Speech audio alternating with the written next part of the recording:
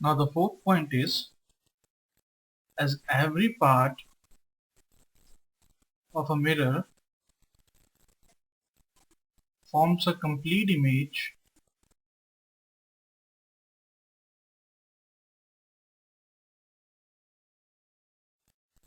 of an extended object,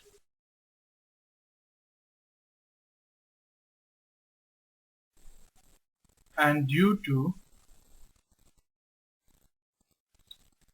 superposition of image brightness,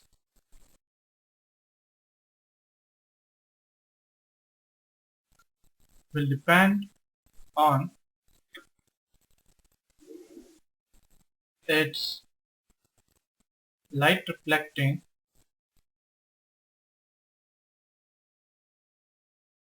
area. A large mirror gives more bright image than small one. Fifth point is, to see a full image, as we know, every part of a mirror forms a complete image of an object. We usually see that part of it from which light, after reflection from the mirror, reaches our eyes.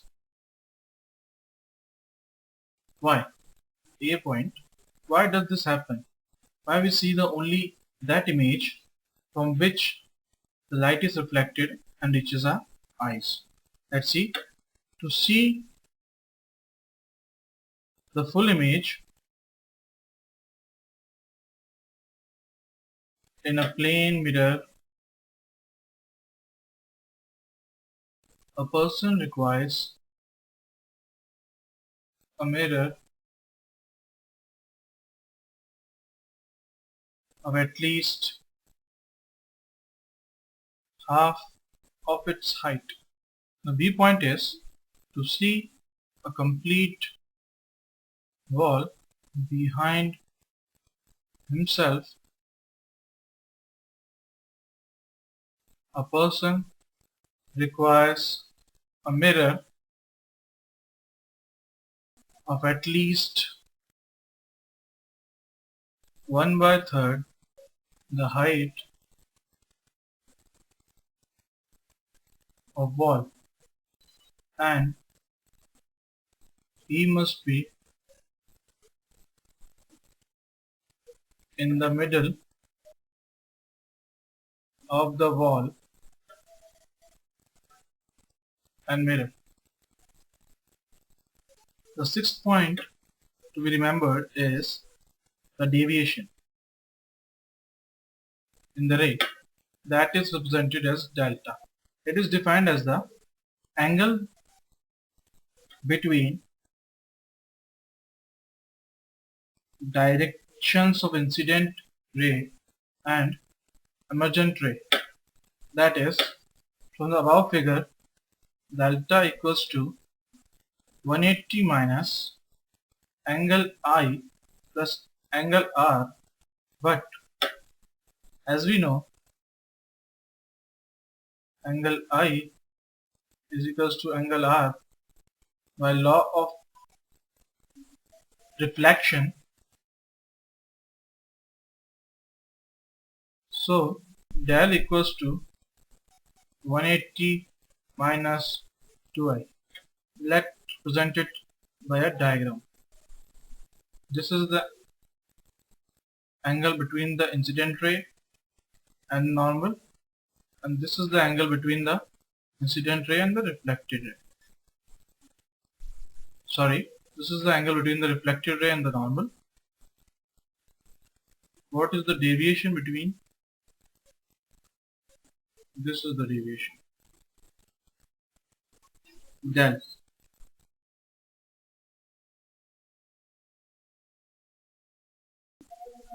Seventh point, if object moves towards or away from a plane mirror at speed v, the image will approach at the same, that is, speed of image relative to object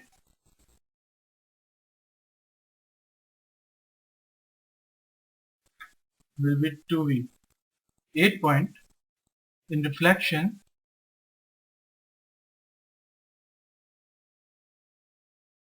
the speed, wavelength,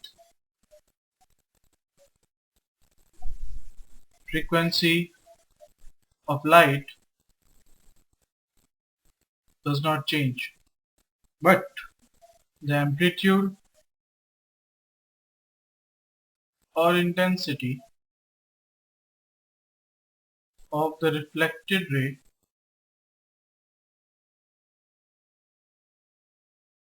is less than that of incident ray. Ninth and the last point to be remembered is if angle between two mirrors is theta, then after two consecutive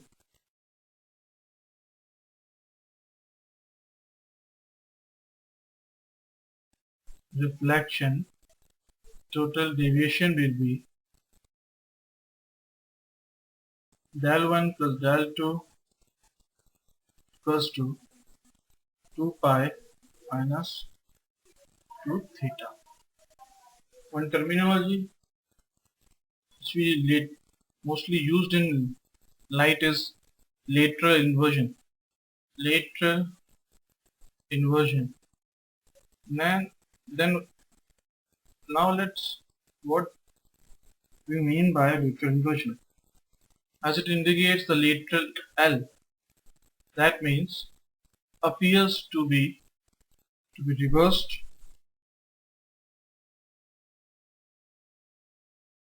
or inverted. That is, there is an interchange of left and right sides of the image and the object. Let's verbally take an example. A man stands in front of a mirror, a plane mirror. His right hand appears to be the left hand of the image. Now let's see the number of images formed when object is placed between two plane mirrors.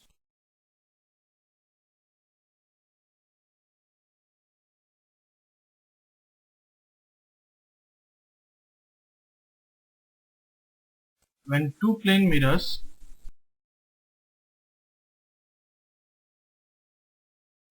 are placed facing each other,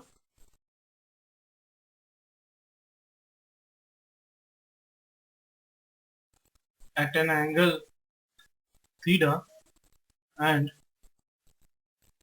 an object is placed between them, multiple images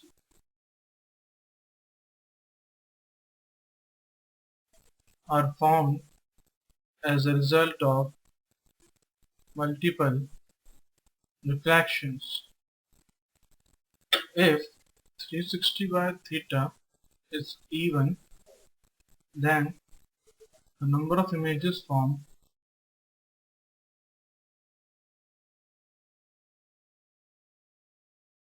is n equals to 360 degree by theta minus 1. Second, if 360 degree by theta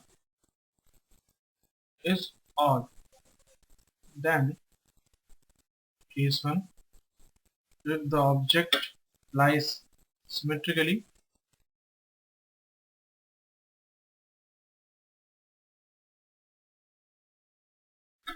then n is equals to 360 degree by theta minus 1. Case 2, object lies asymmetrically, then n is equals to 360 degree by theta. Third case, if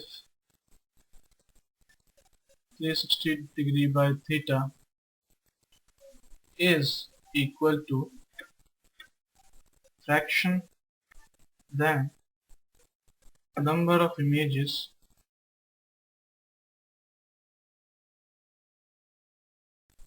and that is only integer part.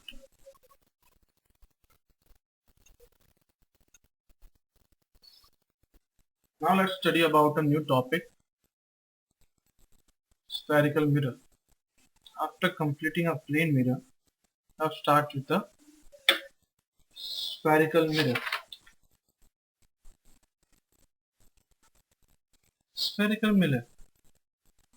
Now what do we mean by spherical mirror? A mirror whose reflecting surfaces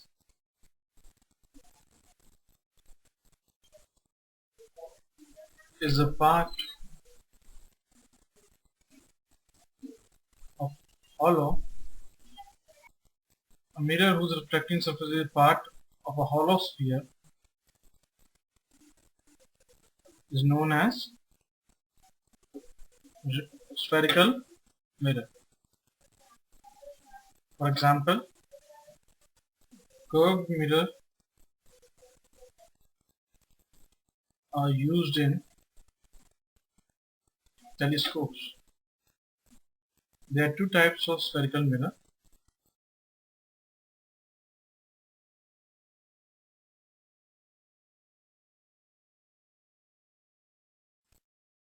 First, concave mirror.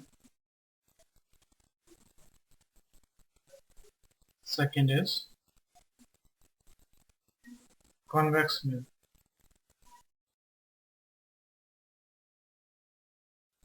The concave mirror is said to be concave because its reflecting surface is concave in nature.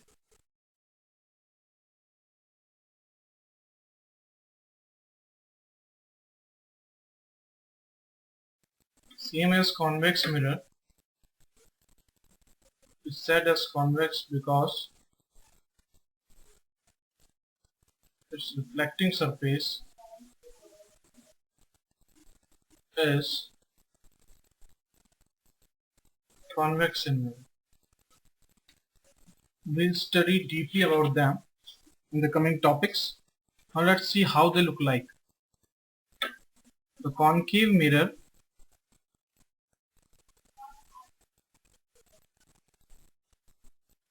has a shape of,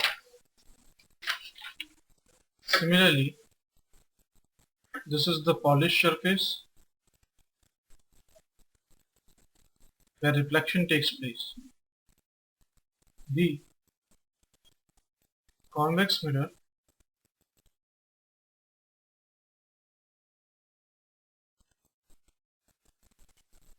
polished surface. This is the full-fledged diagram a concave and the convex mirror. Let's see the different terminology of the parts of the concave or the convex mirror. It is a part of the spherical mirror. This is the principal axis.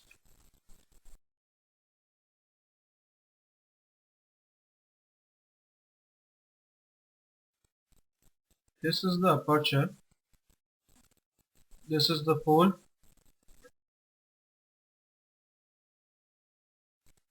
Center of curvature.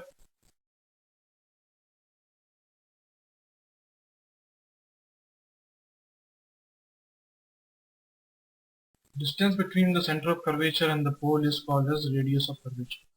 This is the part where light gets reflected.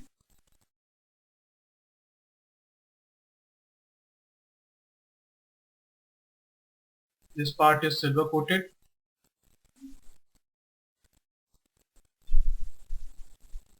And this whole mirror is concave mirror.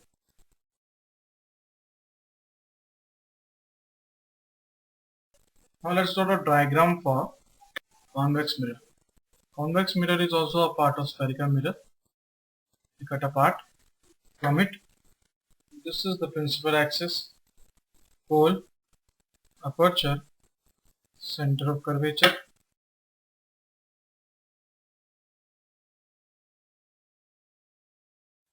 surface from where the light gets reflected,